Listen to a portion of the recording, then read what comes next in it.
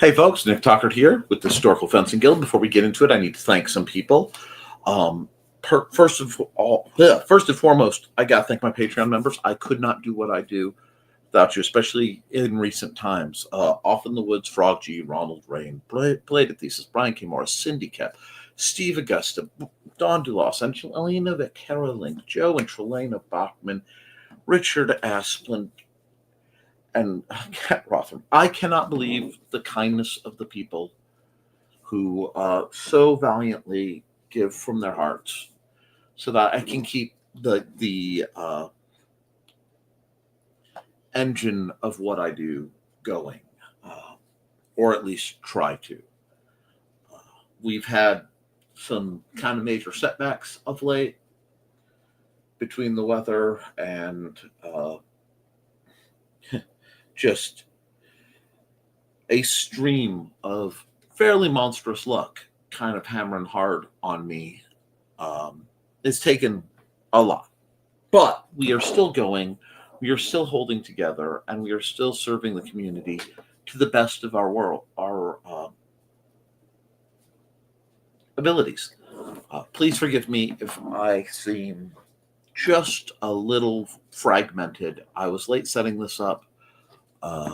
There is no small amount of drama in my local life, and as usual, I've been trying to help somebody out. And immediately after the stream, I will be doing more, but it is what it is. We're also made possible by sales of the Simple Sword, the Fighting Axe, and the Simple Spear, all part of our ongoing series of Western martial arts manuals designed to help you go from having never handled the sword to teaching the art to others. As well as all my books over on Amazon. The link from Purple Heart Armory, which I get a little bit of a kickback. So if you're going to Purple Heart Armory, theoretically, I should be getting a little bit of a percentage as a referral. And of course, our good friends over at IndieCD.org, your one-stop shop for the best and the brightest authors, artists, and musicians. Today we're coming with a bit of discussion because I've had some people they asked me an interesting question, and I also have to apologize. I have to apologize actually to Don Dulas because she was out here having a wonderful time recently, and I had planned to just, hand her one of my light trainers and walk her through some things. And in the course of the time that we spent doing all the joy for the local gaming event I run, StompCon, we just didn't do it. And I didn't tell her I was going to do this, so it's not like it was scheduled, but it was part of something I had planned, and we just got caught up. So hopefully next time I get to see her after her hand has had some time to heal, we can start walking through the basics of the Simple Sword fighting style. So that is something I'm working on. It's something I'm hoping for. We also, I'm scrambled today. It's been one of those days. We also have to discuss something because people are asking me what open-handed martial art do I think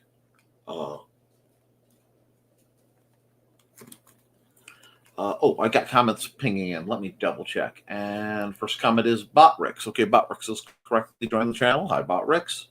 And hey, Dave. Hello, world. Okay.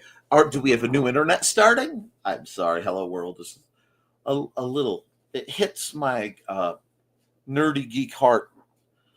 I hope you're doing well. I thank you for all the Muncie things you did on our end for StompCon. I'll admit I don't fully understand the mechanics of everything, but a lot of people enjoyed it and a lot of people appreciate it. So you help make people's day even brighter. So we appreciate that here. So thank you. And there's Dawn. Hi, Dawn. Dawn is, of course, let me see. I don't have access to the pictures, but she is the person behind her uh, buddy in Short Chat, who are just an absolutely wonderful person. And happy Friday, Dave. I hope, like I said, I hope you're doing well. I hope you've had a good Friday. I hope it's going to be a good weekend for you. I hope, but a good time was definitely had. And that's part of it. We had so much fun just chatting and getting things done and running the con, and you getting to meet some of the kids. It really meant the world to them. It meant the world to me. You are all much loved. And if you don't know, and glad you all enjoyed it, we really did. If you don't know,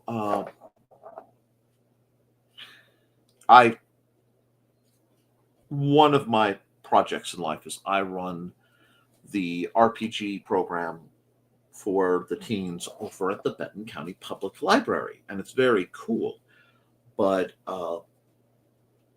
it means that sometimes the teens see some of my broadcasts, they get involved with what we do, and I am hoping that when they hit 18, I will have the privilege of teaching them how to sword fight because they desperately want to. But due to legal constraints, I am very limited currently in what I can do about that. However, under screen names and what have you, several of them appear usually on my morning shows. That if you're watching through YouTube, because of YouTube's policies, I have to keep this channel separate because we do discuss edged weapons, we discuss martial arts, and sometimes that discussion can be very uncomfortable for the moderators or censors or whatever. And I don't like to keep all my eggs in one basket. That's also why I am broadcasting currently to 5 locations. Huge thanks to Houston Dave, who's watching through my Kick. Kick is far more helpful than any of my other streams, but we appreciate that too. I run morning shows over on the Nicholas Tucker. Oh, you are on the right YouTube channel. Yes, you are, sir. That's the one catch because of what I was discussing. Now, and like I said, I know I'm really scattered. I have been helping with some things with my neighbor and a few other things, and I just overdid it. I got myself completely exhausted. And anybody who has to deal with the real conditions of chronic illness and invisible disabilities knows that some days you have really good days and some days you have bad days. And today, because of some of the things I've had to do in the last few days, it's caught up with me. So I am just absolutely feeling it right now, if that makes sense.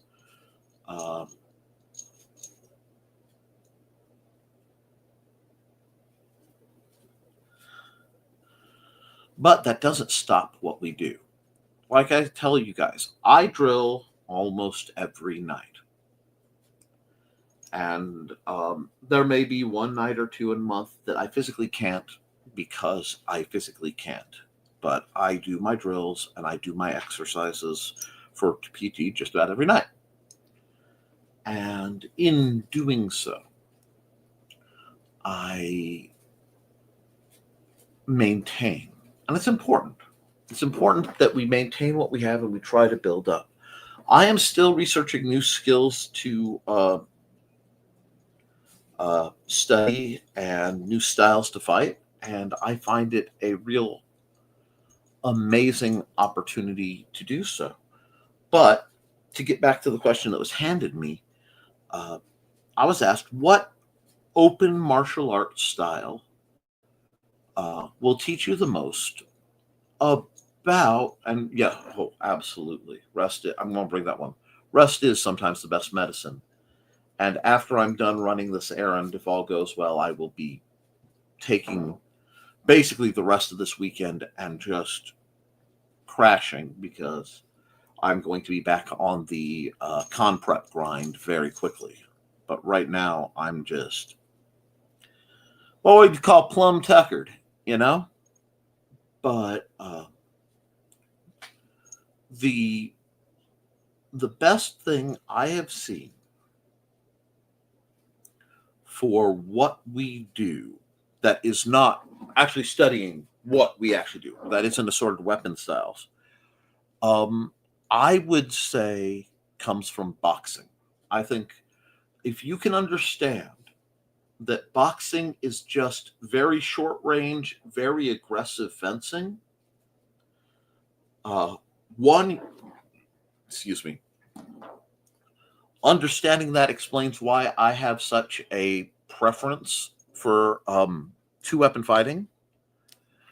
It's why I tend to combine both parries and voids, because there are principles I have found, and many of them are written and designed by strong people, physically strong, physically capable people, to accomplish very standardized fencing, very standardized sword fighting. And if you are physically strong and of the appropriate build, so that 5'10" and up, you will find that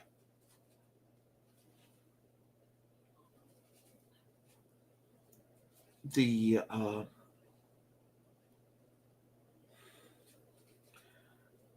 are a lot of resources for you, but you need to look into others otherwise. Now, there is a certain martial artist, and his name just fell out of my mind, and it really bothers me. I may have to look it up. It's something Bear, and he always runs a clip and then stares and then talks about it, oftentimes while he's hanging from the side of a heavy bag or something. He's a goofy sort of guy. But I listen to the discussions he has in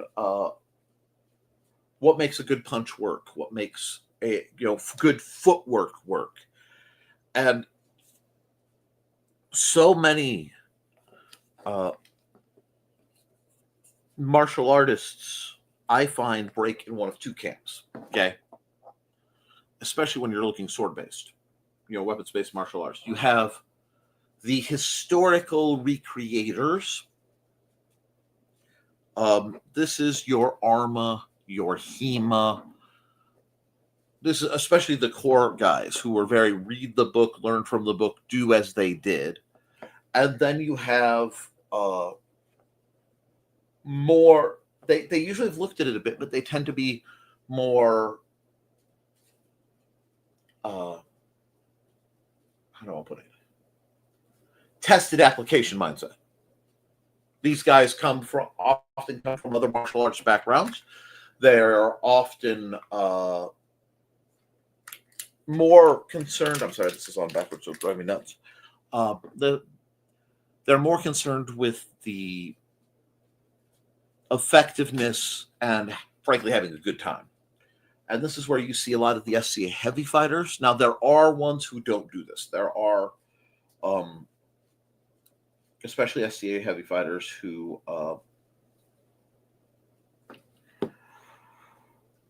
pursue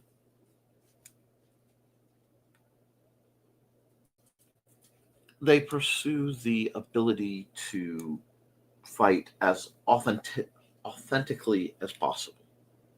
So they devote themselves to the books. Their armor is period.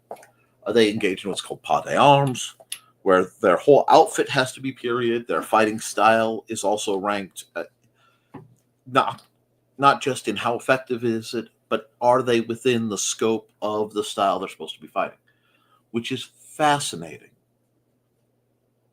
I don't know if that ever carried over to the light fighters, fencers. I would love to see if it ever did. I think it would benefit that group greatly.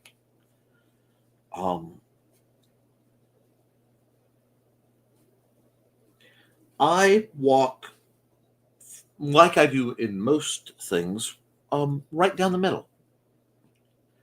I believe that it is necessary to have a firm foundation of theory and to frequently study, adjust, and visit that theory, to look up the manuals and train with them, but then go out and have fun doing it. Sorry.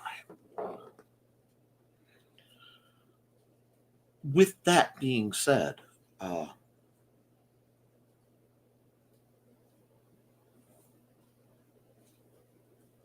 I'm always looking at the buffet approach, because so many styles have been built from a position of strength, and I try to train from a position of weakness. I try to train in such a way that you'll be able to fight if you are sick, injured, or otherwise limited. Ironically, and I think I may be the only light that I have seen who does this, I train from a perspective of melee first and foremost, far beyond the ideas of clean civil dueling. The gentlemanly art of debating your problems and your social issues through violence. And yes, Wolfstock is coming, Houston Dave. I believe that is an event for certain, like, mostly dog-based animal shelters. I don't know the full details. I know that Trilaina and Dawn are likely to be there and be involved. I mean, they're being there, they're vending and such. And if people want to throw the link in there, go ahead. But anyway, stepping back.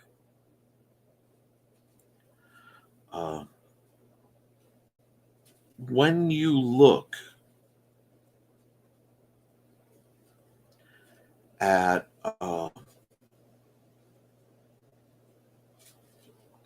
the options we have to always gather information, develop styles that work for us.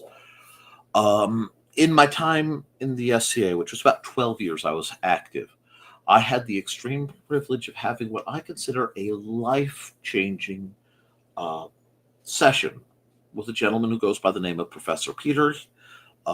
He was very, very significantly ranked in the SCA, and then some kind of political, I don't know, and frankly, I don't care. He was incredibly polite and respectful to me, and what he taught was a class of what are you doing right, and how can you do more of it, which is a very different approach. Most people who give presentations, most people who instruct, are fundamentally about, this is how to do this. You want to learn about Fabris? This is what Fabris says about fighting. This is what Fabris says about timing, attacking one tempo. So you're parrying and attacking in one beat.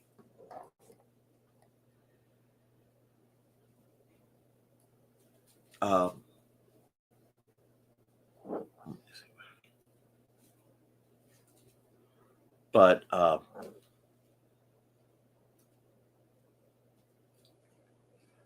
the nature of of instruction is usually geared toward this is how I do it, this is the correct way. Now, I don't do that. In part because certain people I trained with had limitations I do not. So they moved very differently than I do. Certain people I fought against had less limitations than I do, or different, again, that I do not.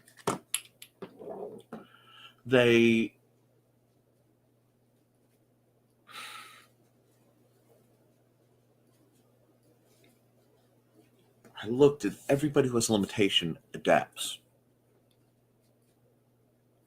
So what I wanted was, where can I find a basis? Okay. Building from a basis, a foundation of this is the most basic I can find. You could do more, but you should not do less if at all possible. And if you have to do less, we'll work with it. Is a mentality that helps people find how they fight. And just as people come to sword fighting with a variety of experience and influences, they come to what we do with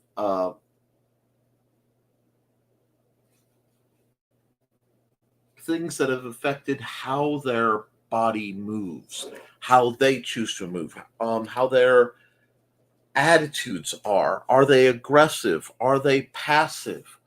Do they find themselves being more linear fighters or more circular fighters? These things all happen from what feels right to you, how your gait functions. And to keep getting new ideas and keep understanding things, I have to keep looking for different angles, which brings us back to things like MMA and especially your striking game like boxing. I found boxing to be very influential on me because I had instruction based in boxing very early on, and despite my current proclivities in my extreme youth, if I were to be classified of what type of fighter I was a striker. I was, all about throwing these hands.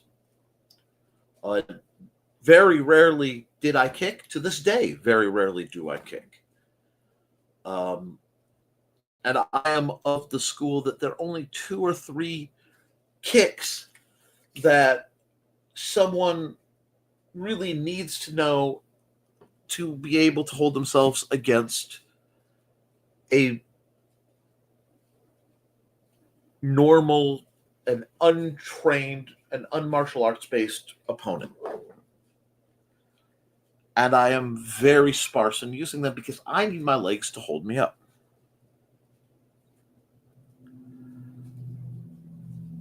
But when I throw a shot and you look at the motion, okay, so I am I'll put a pen in so you see better, but the pen cap is giving me edge alignment. I can throw straight, okay?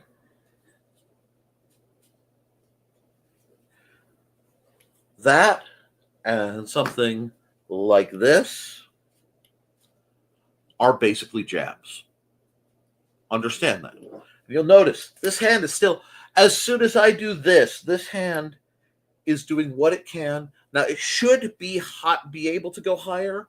Sometimes I can, sometimes I physically can't because of the nerve damage in my shoulders. I don't like to raise my hands up as high. I need to. But I'm also a fencer, so I'm used to having a bit more range. That's actually one of my personal training scars. I don't have a lot of high guard because I'm used to covering here.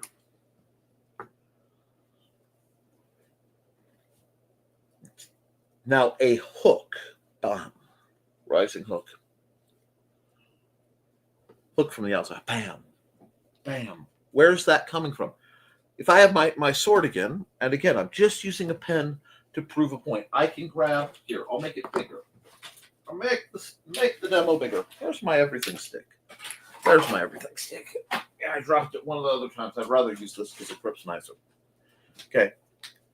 Hook, parry out, and hit. Look at the motion of just about everything but my wrist. Hook, parry out, and hit. They're the same thing, just extended. Now, parry out, lean, hit. Oh, now we're starting to get things. Do you understand the basic connection? Because the fencing is thrust-based, very relatively planar, but the slips, the voids, it's all there. So you can improve and greatly improve your more advanced footwork by integrating the works of a wonderful manual, Jack Dempsey. This is a historical fighting manual. Let me check something.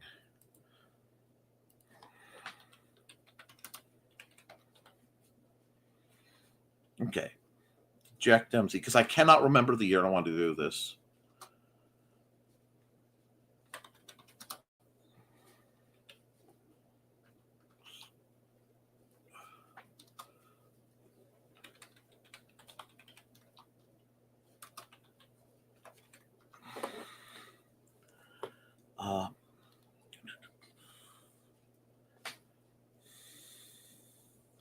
I would read Jack Dempsey's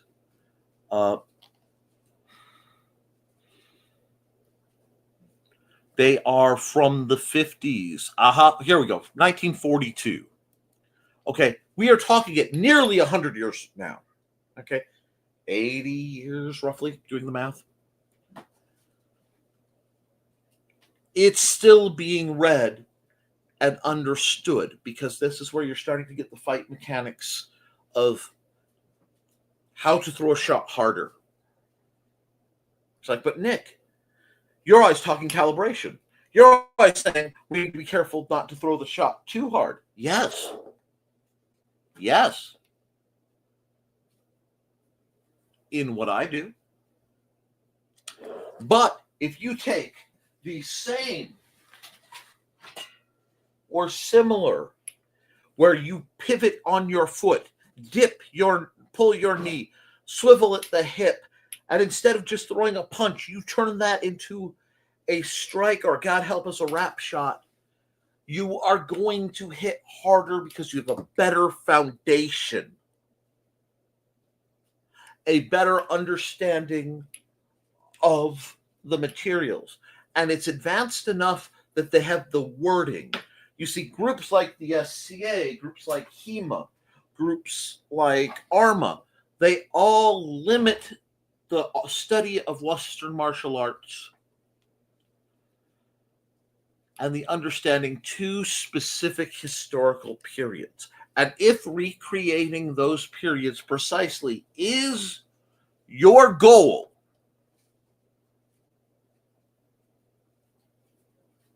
then that's what you do.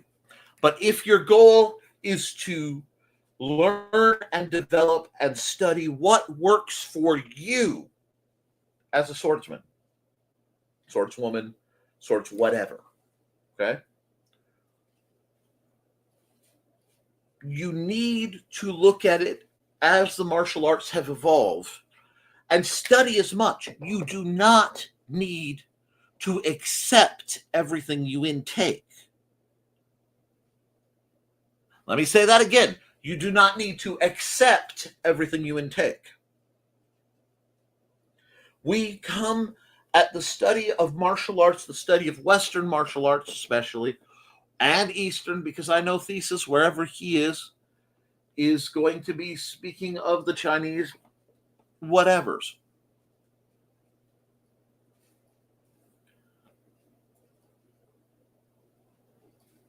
But we can look and go, wait. I like that.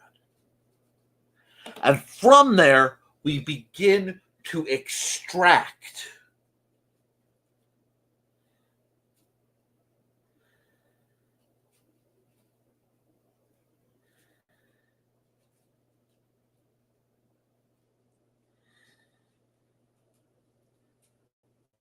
to run a parallel. That's what happened. The two words crashed in my mind.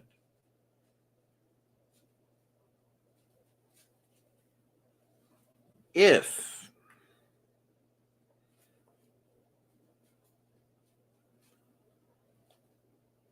I go out and I eat somewhere, I may not like the dish. Or I may like it. I may go, this is really good. But very often I will find something. So let me give you an example. I've been putting butter on my biscuits or on bread since as long as I can remember. Spread some butter, you're good to go. Many, many years ago, I went to Texas Corral for the first time.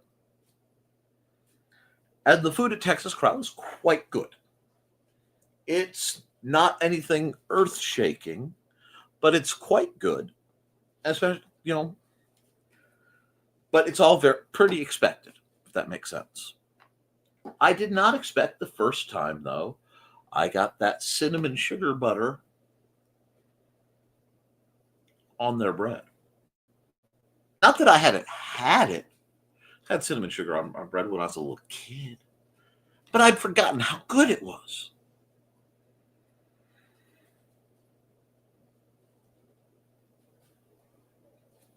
I liked it. When I went home after that, Texas Corral did not affect how I make a hamburger. Maybe chili. Maybe. I'm not sure. Honestly, Wendy's affected more how I make my chili often, because a lot of times I make hamburgers and I deliberately make extra to then chop up and put in my chili later. But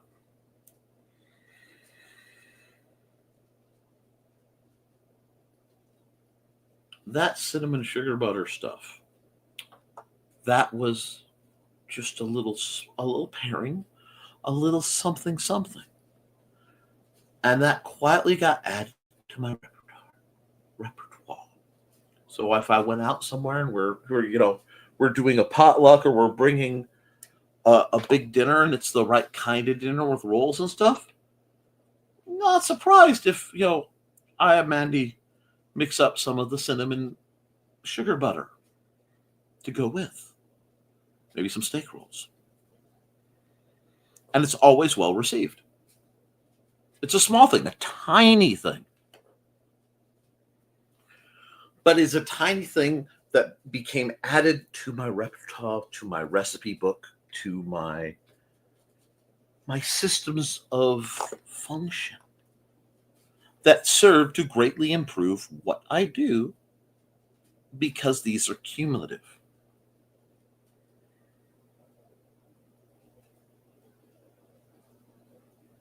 It's also a matter of perspective. What do I mean? I have relatives who are on moderately strict diets, even around the holidays.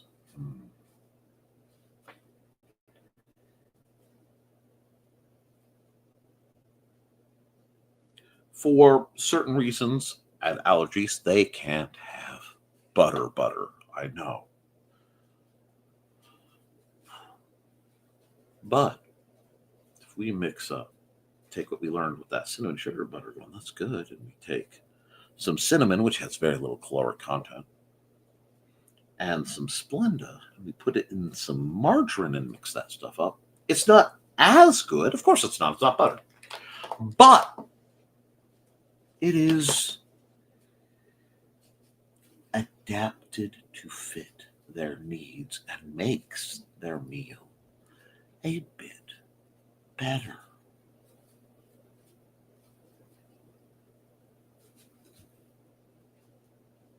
That, my friends, when we transfer beyond, we have learned a basic style, a system upon which our fighting is rooted. Now, it could be something like the simple sword. It could be something like Lacan. It could be classical, collegiate fencing. It could be Talhofer. I don't care. When we have our base style established, we then must forever be conscious not only of our own techniques, our own needs to adapt to meet them, but what can we take from others, tweak, and have it work? What is the martial arts equivalent of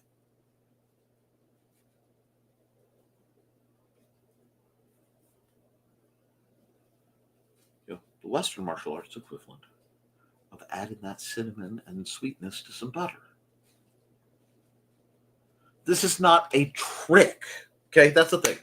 I want to clarify. This is not a trick.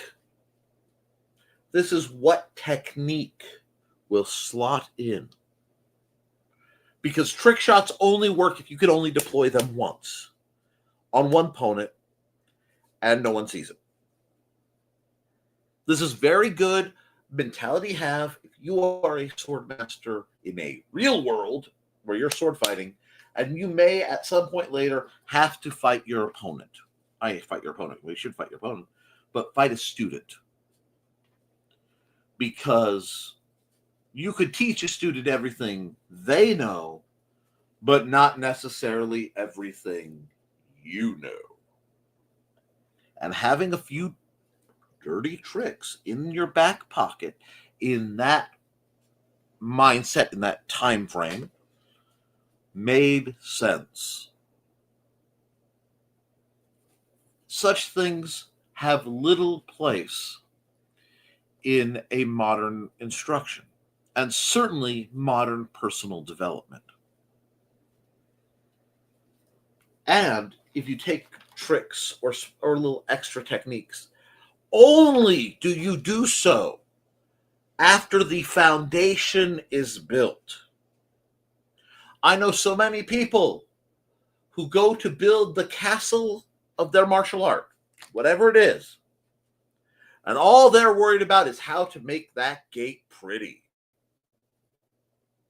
It's like, dude, you need to know if you're on sand or rock or gravel and what your view lines are before anything else happens. You need to know the tactical location of your castle. Don't worry about pretty. Don't worry about having a hyper advanced portcullis that comes down. If there's a cave, they'll let people sneak in under your castle. So you have to have a firm foundation.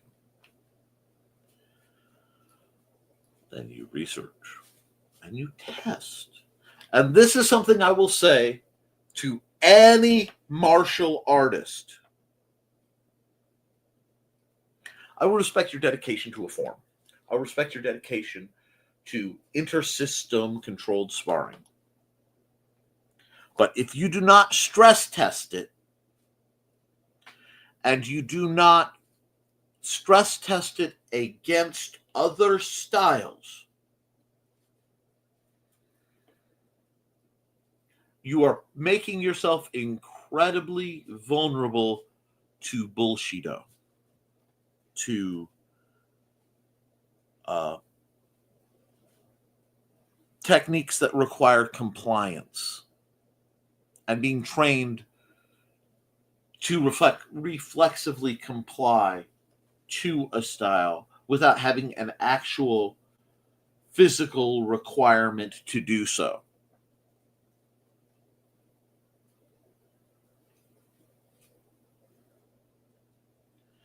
And what you run into, especially in certain martial arts I found is a lack of understanding about the true spectrum of strength you can encounter.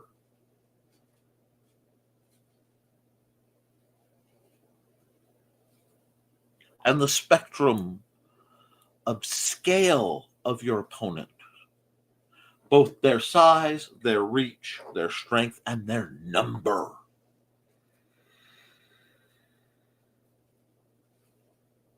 I am a firm believer if a technique will work well against only one opponent, but leaves you remarkably vulnerable if there is another, that technique is inherently flawed as it is being presented.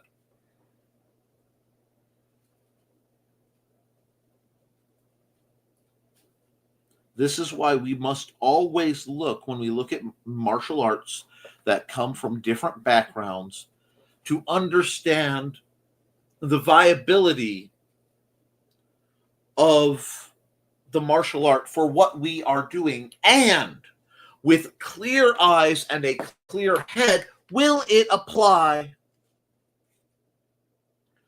to practical, real life, poop hits the fan situations?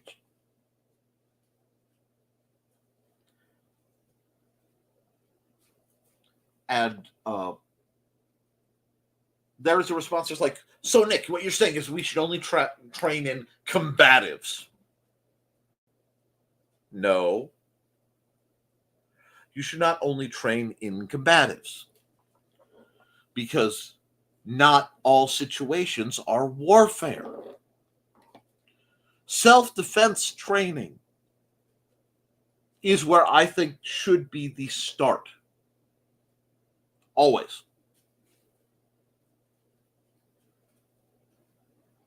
Okay?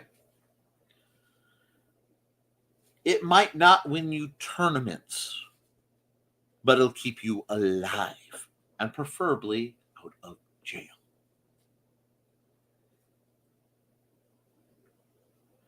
Being cautious, being intelligent, being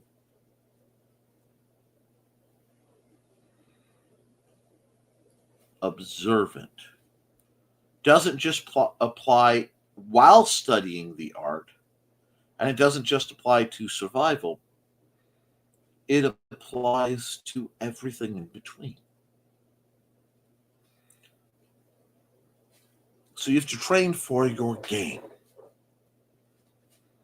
If you are going to be a classical fencer, if you are going to be a U.S. ranked fencer, for my American audience, you dang well better be keeping your right of way in order. Okay? And you need to be prepared for that and thinking in those terms. Now, if you are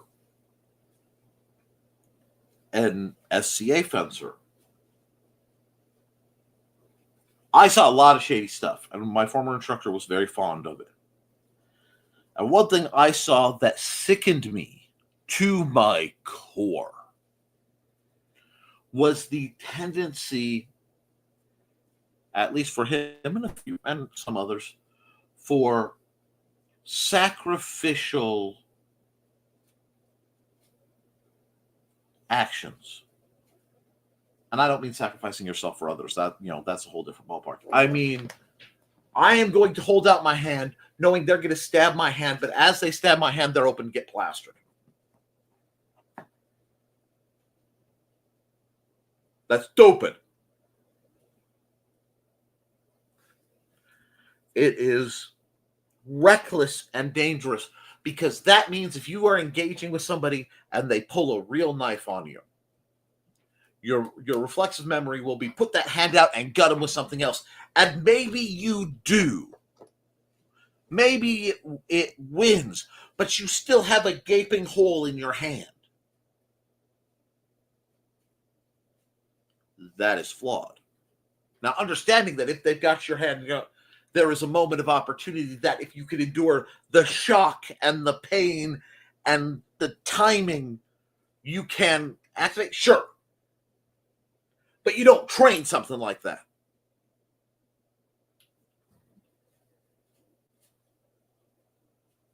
It certainly doesn't work if you try to take that into collegiate fencing.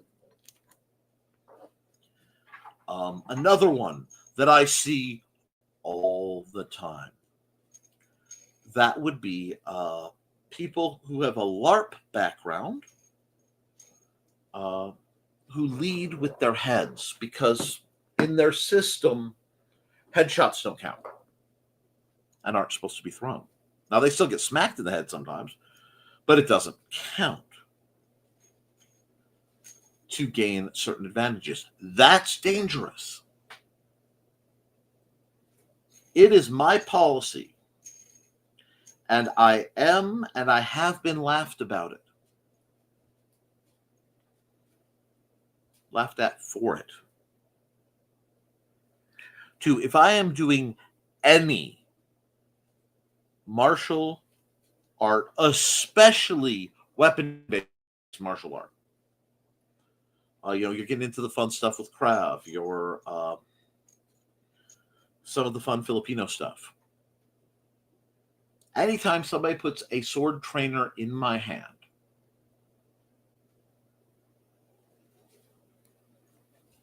I am going to train like I am dealing with a real life or death situation where I want to minimize my losses.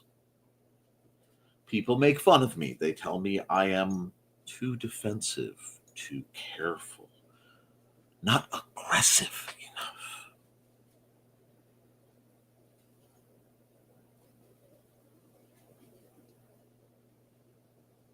When I hear that, unless I am taking classes deliberately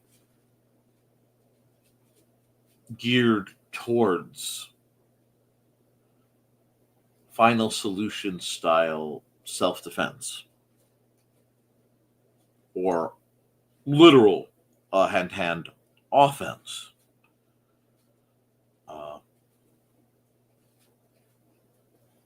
I know they're full of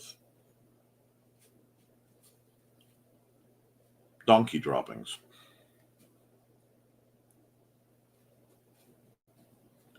Because we must always respect ourselves.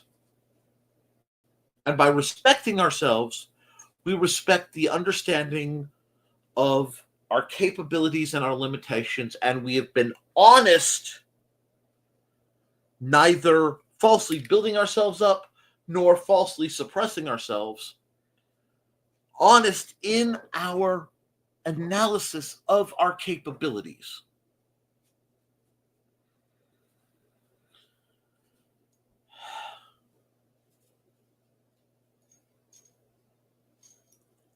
I am all about encouraging people. And I'm very fond of the phrase that I picked up from my father. It came from an old movie. A man has got to know his limitations.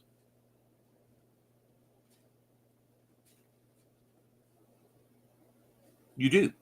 Now, from a perspective of training, from a perspective of I'm learning to sword fight, the thing is right now. I can't right now, but I have time to learn. I have time to grow stronger. Maybe. I mean, we have to be honest with ourselves.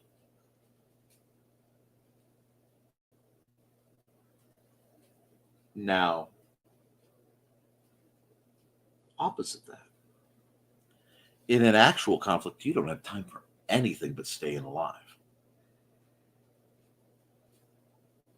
That is not the time to suddenly burst arrogant heroism. As Falstaff said, discretion is the better part of valor. Nick, you're preaching cowardice. No. No, I'm not. I am preaching awareness. I am preaching understanding the limitations both of what you can do and what the situation will allow. There are a great many of us who want to believe that under stress we can unlock some great hidden ability. It is the temptation that has been put into us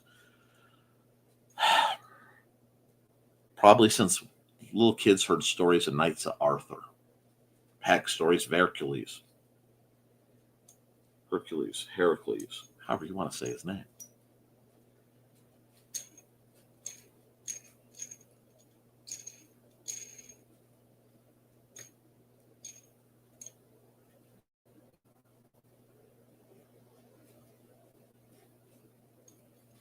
When the journey to the West was new. There you go, throwing a bone to Theseus. The thing is, there are rare occasions where people have feats of strength, feats of brilliance that spark, but you can never rely on that happening. You don't train expecting miracles. You train expecting poop storms, expecting everything to go wrong.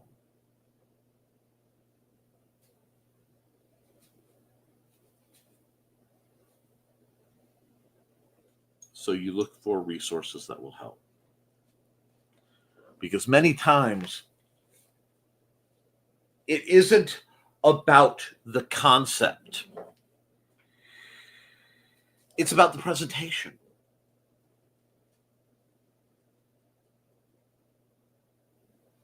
One thing I have done,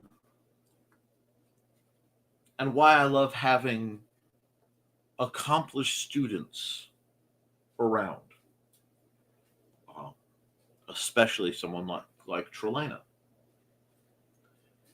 is when I'm working with a student, my goal is their understanding, their improvement, their enlightenment, their elevation. Not my glory. Okay? If in training with me they bump into a concept that they find someone else teaches them better, even if it's the same concept, cool. So if someone is butting heads into a concept, I know I can take someone like Trilaina and say, hey, Trey, explain X, Y, or Z to them, perhaps in a different way than I normally do. Because sometimes you need to hear it in a different tone, a different voice, a different cadence, a different minor phrasing to have whatever the concept is unlock.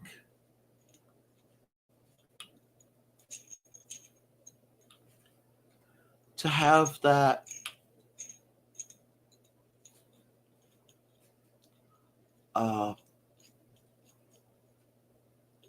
epiphany, so that then you can then put it into practice and improve.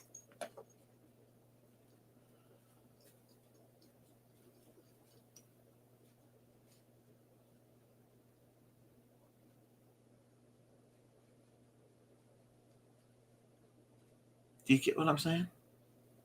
It can't be about the ego of the swordmaster.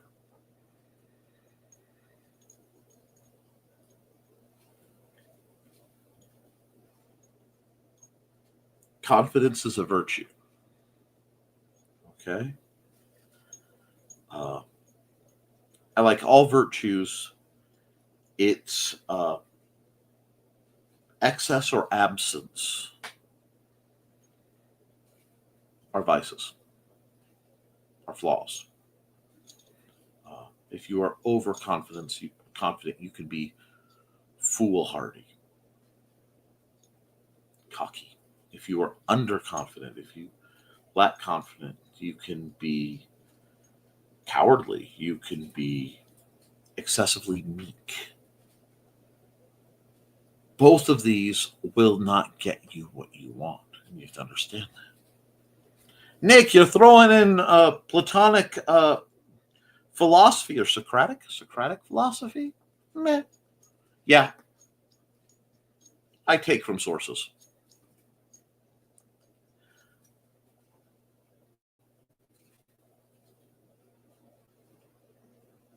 But if you want to improve, once you have a foundation,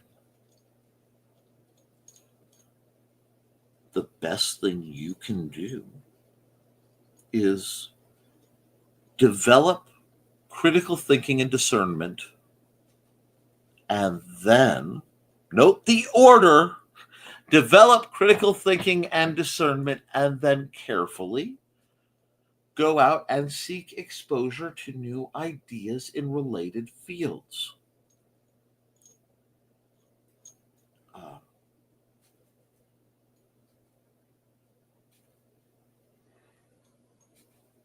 I don't always agree with people I respect, but I do agree with those. And I don't always, sometimes I agree with people I don't respect. I disagree with everything but a single point.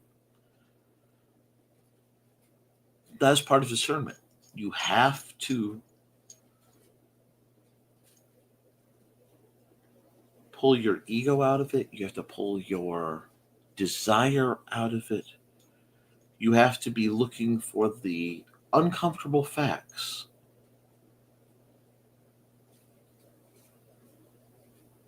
Not a pleasant seeming story.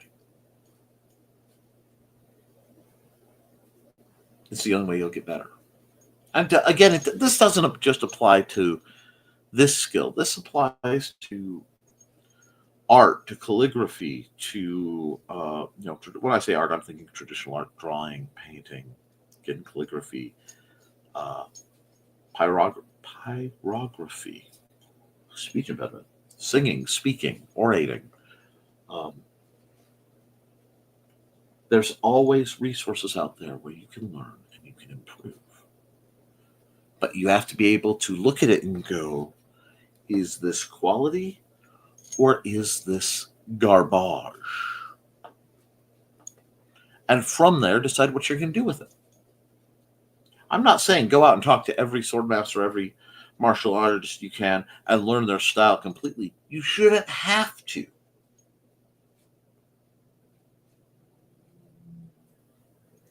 If you have discernment, you should be able to, without any hesitation,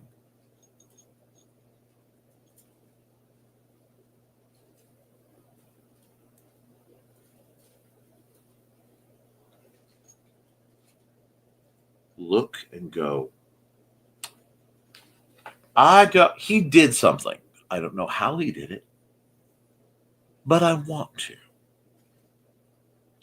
And we live in the era of recordings. Guys, if you look on your YouTube, most videos, okay, have the ability to play them slower or to loop them. Don't be afraid to, especially if you're by yourself. Watch it till you understand it. If you don't understand it, look at it from another angle. If you still don't understand it, reach out to somebody who might. Sit their butt down next to you, politely offer them a non-alcoholic beverage because you want clear thinking, and say, I'm trying to figure that out.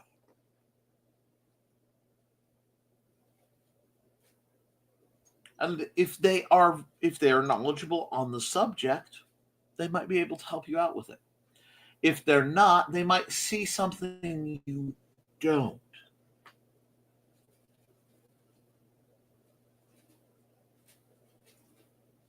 Growth and improvement only comes from the efforts of dedication, observation, and applied discernment. Develop discernment. Watch different people's fighting styles. Watch not from the perspective of, do I want to do that? Does it work? And is it really working, or are they being compliant? Is there trickery here? I mean, unfortunately, we live in the land of AI, so things get real hinky real fast.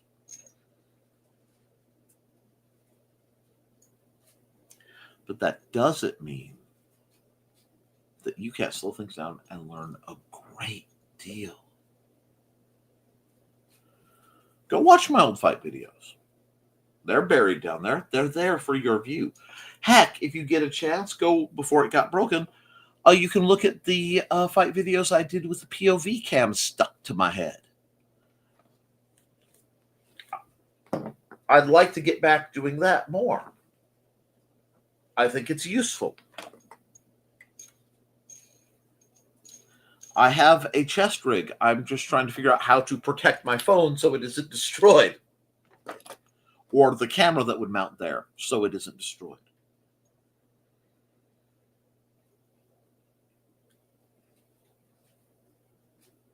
Study your arts, learn from them, and make them go. Okay? And don't be afraid to ask questions. If they won't answer them, they're either looking for money, which is not the best route, or they're trying to pull a fast one. The fast one may be they may not know why it works. They may not have examined themselves. Be wary of any fighter who won't let themselves be recorded, especially if they are in an instructional role. Watch and learn. Get better. I got way off. I was going to talk more about boxing and the techniques that I've seen recently. But I think you guys should just dig into it yourself. See where that takes you. And come back to me and tell me what you think. Because this has been a lovely program. This is a lovely opportunity to just kind of go off on this topic. But guys, it is late. So I am going to ask you to do your drills. Keep your eyes open. Be kind to yourself and each other. And as always, thank you for supporting your local Swordmaster. I will be back next week at the same time. 8 p.m. Eastern. Right here, where you're seeing me. For the purpose of more Historical Fencing Guild stuff. We may talk gear. We may talk techniques. I love answering questions. Till then, have a good one, okay?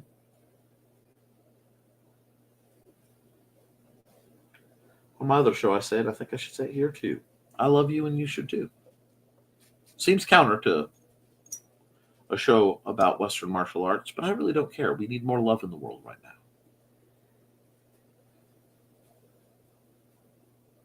And to the person who messaged me, you know what, I'm going to say something before I close out. The person who messaged me,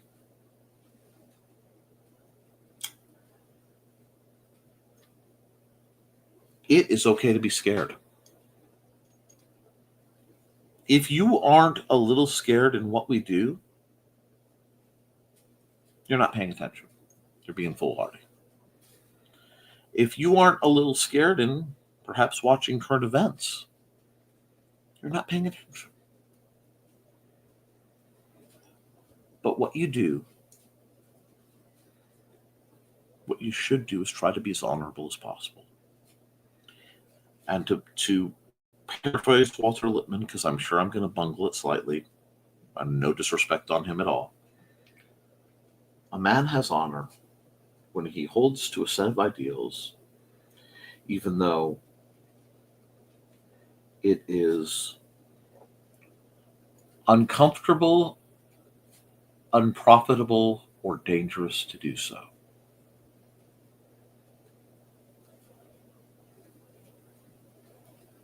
Be honorable, folks. I'll see you next time.